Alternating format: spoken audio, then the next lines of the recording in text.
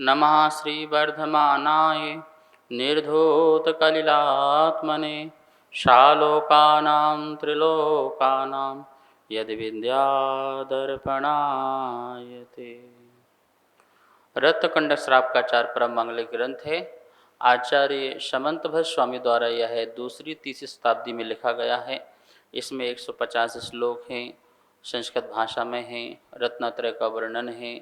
श्रावकों के आचार्य संहिता का बहुत सुंदर व्याख्यान आचार्य भगवान ने किया है। महावीर की परंपरा की वाणी है। श्रावक कैसे एक एक कदम आगे बढ़े, इसका भी बहुत सुंदर इसमें 11 प्रतिमाओं का स्वरूप दिया गया है। नवदा भक्ति का फल गुरुओं को नमस्कार करने का, उनकी स्तुति करने का, उनकी भक्ति करने का और दान और पूजा आदि करने का क्या फल मिलता है, इसका बहुत सुंदर 115 नंबर के श्लोक में आचार्य भगवान ने बताया। ये प्रमाण है, ये जजमेंट है। ये जजमेंट एक आचार्य के द्वारा दिया गया है कि आप यदि इस प्रकार से गुरुओं की भक्ति करते हो तो आपको इन चीज़ों की प्राप्ति होगी। कभी कभी कर्म को हम बांधते हैं तो उसका फल अंतर मुहूर्त के बाद मिलने को प्राप्त हो जाता है। कभी कभी उसी भाव में मिलता है और कभी कभी अगले भाव में भी हमें मिलता है। हम ये भी ना सोचें कि हमने तो खूब भाव से भक्ति की, बड़े लगन से की, बड़ी निष्ठा से की और निश्चल भाव से की, लेकिन फिर भी हमें इस जन्म में जो है सुख नहीं मिल रहे हैं, शांति नहीं मिल रही है, तो हम क्यों भक्ति करें। ऐसी अपने अंदर अश्रद्धा पैदा भी नहीं करना है, क्योंकि कर्म जो है हमारे पिछले कर्म यदि बहुत बलवान हैं आशाता के, तो अभी वर्तमान के शाता किए हुए कर्म का फल जो है नहीं मिल पाता है और वो जो है अशाता कर्म का उदय चल रहा है, जिसके कारण बहुत अशांति का वातावरण हमारे पास बना रहता है। लेकिन करत करत अभ्यास के आप जो नवदा भक्ति कर रहे हैं मुनिराजों की, वो एक अचिंत फल देने वाली है। वर्तमान में जैन समाज में ही एक ऐसा पंथ है जो मुनिराजों की नवदा भक्ति नहीं करता है। मतलब कि वर्तमान के जो मुनिराज आदि हैं उनकी पूजा नहीं करता है। मात्र वस्त्रधारी कोई गुरु है उसको ही गुरुदेव कह के संबोधन करते रहते हैं। उनकी मूर्तियां बना ली मंदिर में, उनके ही शास्त्र पढ़ लिए और अपना कल्याण समझते हैं। समंतभट्ट स्वामी को ही स्वीकार नहीं करते हैं। समंतभट्ट स्वामी भी इस पंचम काल में हुए, कुंदकुंद भी पंचम काल में हुए। वर्तमान में भी कितने साधु संत आदि पंचम काल में अपनी साधना में रत हैं, अपना ध्यान सामायिक स्वाध्याय करते हैं। लेकिन ये एक बिल्कुल विरोध धर्म चला हुआ है जो मुनियों का विरोध करते हैं। उन्हें नवदा भक्ति का फल कैसे प्राप्त होगा। उन्हें कभी सुंदर रूप की प्राप्ति नहीं होगी, क्योंकि वो भक्ति नहीं कर रहे हैं, वो उनका स्तवन नहीं कर रहे हैं, तो उनके संसार में कीर्ति और यश नहीं मिलने वाला है। और उच्च गोत्र की प्राप्ति तो होगी नहीं, क्योंकि वो प्रणाम ही नहीं करते हैं। सामने से निर्गंथ मुनिराज निकल जाते हैं और वो उनको देख करके मुंह फेर लेते हैं, चेहरा दाएं बाएं कर लेते हैं। अब आप सोचिए, जो स्वाध्याय करने के बाद भी, कुंद कुंद को पढ़ने के बाद भी साधुओं को देख के चेहरा यहाँ वहाँ कर ले, उस व्यक्ति का कितना पाप कर्म का उदय है, मिथ्यात्म कर्म का कितना तीव्र उदय है कि उसने प्रणाम तो छोड़ो, देखा भी नहीं। ऐसे व्यक्तियों को आँख भी नसीब नहीं होगी अगले भाव में। क्या बन जाएंगे, एक इंद्रिय दो इंद्रिय आदि बन जाओ, तो उनकी आँख कहाँ होती है, नहीं होती ना। आँख से देखने के लिए भगवान और गुरु और शास्त्र का स्वाध्याय पढ़ने को भी नहीं मिलेगा, यदि इस प्रकार से परिणाम है। और उच्च गोत्र की प्राप्ति नहीं होगी तो नीच गोत्र होगा, और नीच गोत्र नारकी और निगोद जीवों का नीच गोत्र होता है। तो ऐसे नीच गोत्र में उत्पन्न होने के लिए कार्य कर रहे हैं। उन लोगों को देख कर के बड़ी दया आती है, करुणा आती है कि आप जिन शासन जिन धर्म में पैदा होने के बाद भी, जैन कुल में पैदा होने के बाद भी और सच्चे शास्त्रों का अध्ययन मिल जाने के बाद भी तुम्हारे निर्ग्रंथों के प्रति इतनी जो है अभक्ति है, ये कैसे कैसे हो सकती है। कैसे सामने से निर्ग्रंथ साधु जा रहे हैं और तुम्हें उनके दर्शन के भाव न बनते हो। धन्य दिगंबर भेष है इस पंचम काल में, आश्चर्य की बात है, ऐसा आचार्य भगवंतों ने कहा है।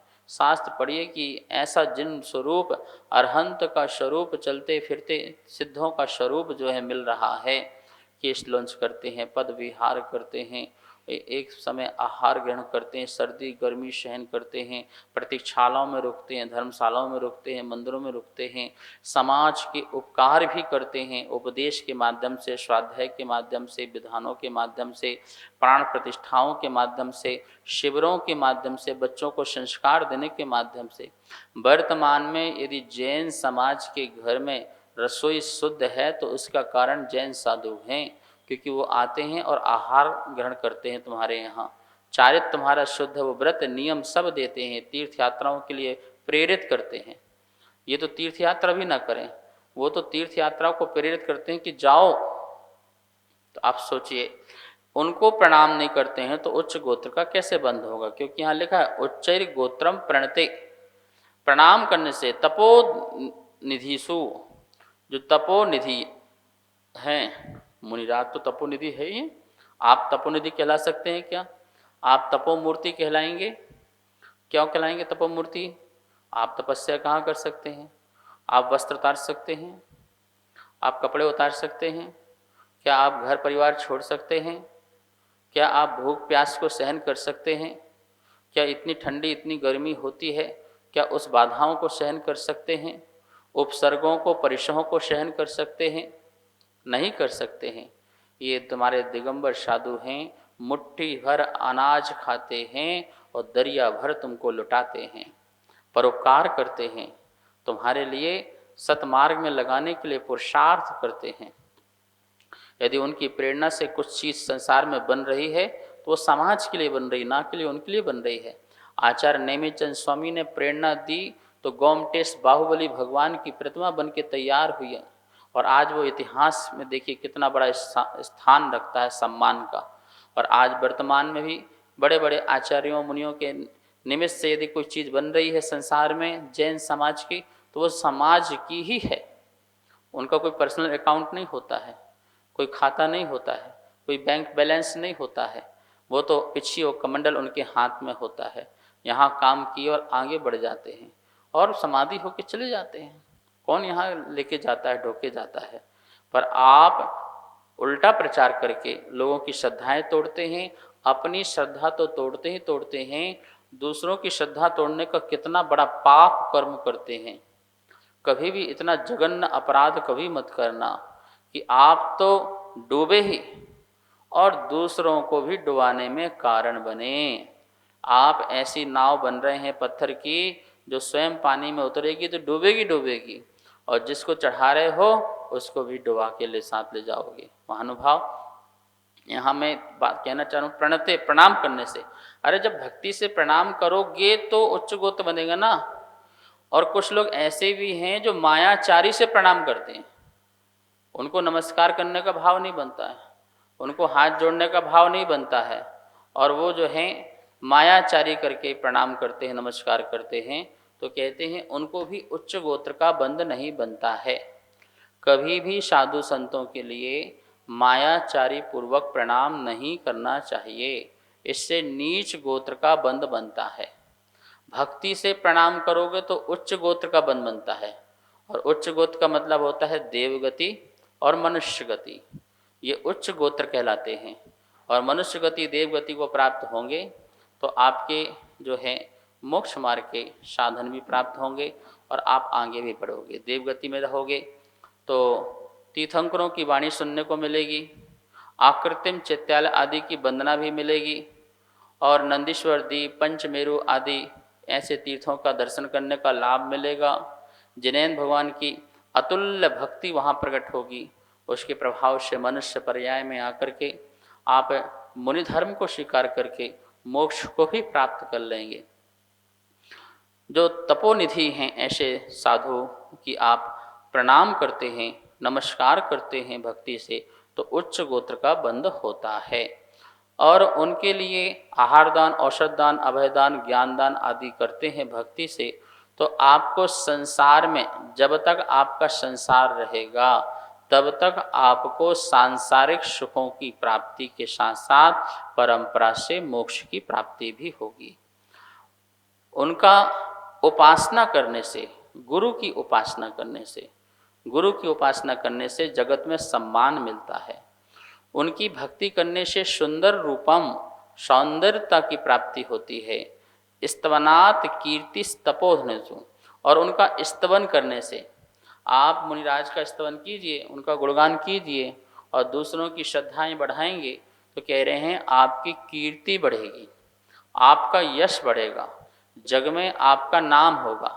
संसार में ऐसा कौन व्यक्ति है जो अपना नाम नहीं चाहता है? हर प्राणी के मन में होता है मेरा नाम हो, पर नाम जो होता है, आप जब दूसरों के गुणों का व्याख्यान करते हैं तो आपके गुणों का भी यश फैल जाता है। लेकिन जब आप किसी की बुराई करते हैं तो आपकी बुराई नाम का गुण का भी जो है अयस संसार में फैल जाता है। फलाना व्यक्ति तो है जब देखो बुराई ही करता रहता है, अच्छा इंसान नहीं है। ऐसे ही जब आप तपस्वियों की, साधु निर्गंथ मुनियों की प्रशंसा करते हैं कि हमारे धन्य साधु कि इस काल में भी, जिस काल में माहौल नहीं है, चलना बड़ा मुश्किल है, बाहर निकलना मुश्किल है, बहुजन समाज के बीच में रहना बड़ा मुश्किल है, ऐसे समय में भी, और देख रहे हैं जल वायु प्रदूषण कितना सब कुछ हो रहा है, हजारों हजारों बीमारियां, महामारियां इस सब संसार में आ रही हैं। कोरोना जैसे काल में भी हमारे निर्गंथ दिगंबर साधुओं ने वैक्सीन नहीं लगवाई, ये अपने आप में कितनी बड़ी आश्चर्य की बात है। और कोई घटनाएं ऐसी नहीं घटी कि कोरोना से कोई महाराज जी, कोई साधु का जो है देवलोक हो गया हो, समाधि हो गई हो। ये सब साधना का प्रभाव है।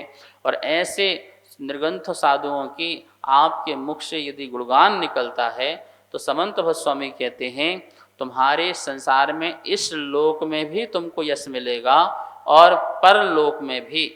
जब तुम परलोक में भी जाओगे तो वहाँ भी तुम्हारी प्रशंसा करने वाले हजारों लोग खड़े मिलेंगे, तुम्हारा नाम अमर हो जाएगा। तुम अपने नाम को अमर अजर करना चाहते हो ना, वो इसी से होता है, इसी से होता है। आपने अपने जीवन को कैसे जिया, बुराइयों में जिया कि अच्छाई में जी, साधु संगति में रहे कि उनसे दूर रहे, धर्म ध्यान में रहे कि धर्म से अलग रहे, ये सब देखा जाता है। जब कोई व्यक्ति मरता है तो वहाँ पर आप जाइए शमशान घाट में, और वहाँ पर यदि आपकी प्रशंसा हो रही है तो इसका मतलब है कि संसार में आपने अच्छा किया है। और यदि वहाँ पर लोग बोल रहे हैं कि अच्छा हुआ मर गया यार, बहुत परेशान करता था, उधार लेता था, ये करता था, वो करता था, सारा समाज में जो है बिल्कुल बहुत परेशान कर डाला था समाज को, यदि इस प्रकार से घर को, परिवार को दुखी कर रखा था, ऐसी बात हो रही है तो नियम से आप अधोगामी गए हैं। और यदि आपकी जाने के बाद भी लोग जब जब आपका नाम आए और आपकी चर्चा चलती है तो इसका मतलब है आप ऊर्ध्वगामी गए हैं, आपने अच्छी गति प्राप्त की है। तो ये उसके से माहौल से पता चल जाता है कि तुम्हारी नीच गति हुई है या अच्छी गति हुई है। ठीक है ना, अच्छे कार्य करो, देव शास्त्र गुरु के सानिध्य में रहो। यहाँ तो आचार्य भगवान समंत भट्ट स्वामी अभी भगवान की बात ही नहीं कर रहे हैं, शास्त्र की बात ही नहीं कह रहे हैं। वो कह रहे हैं जब आप साधु की नवदा भक्ति करते हो भाव से, तो उसमें क्या क्या होता है, उसमें आप उनको प्रणाम भी करते हो, उनकी पूजा भी करते हो, उनकी स्तुति भी करते हो, तो प्रगाहन भी करते हो। इन सब के करने का फल क्या है? वो नवदा भक्ति का फल बताया गया है कि 9 प्रकार की जो भक्ति आप मुनिराज की आहार के समय करते हो, उस भक्ति का फल यही है कि आपको उच्च गोत्र की प्राप्ति, कीर्ति की प्राप्ति, सुंदर रूप की प्राप्ति, सम्मान की प्राप्ति, ये सारा सारा मिलता है। ऐसा केवलियों ने अपने ज्ञान में देखा है। उन्होंने देखा है कि जिन जिन लोगों ने ऐसा किया है उनका भविष्य उठा के देखा है कि ये सब उनको प्राप्त हुआ है। और जब प्राप्त हुआ है तो उन्होंने अपने ज्ञान से सबको बताया, और वही परंपरा से ज्ञान जो है आचार्यों से समंत भट्ट स्वामी तक पहुंचा।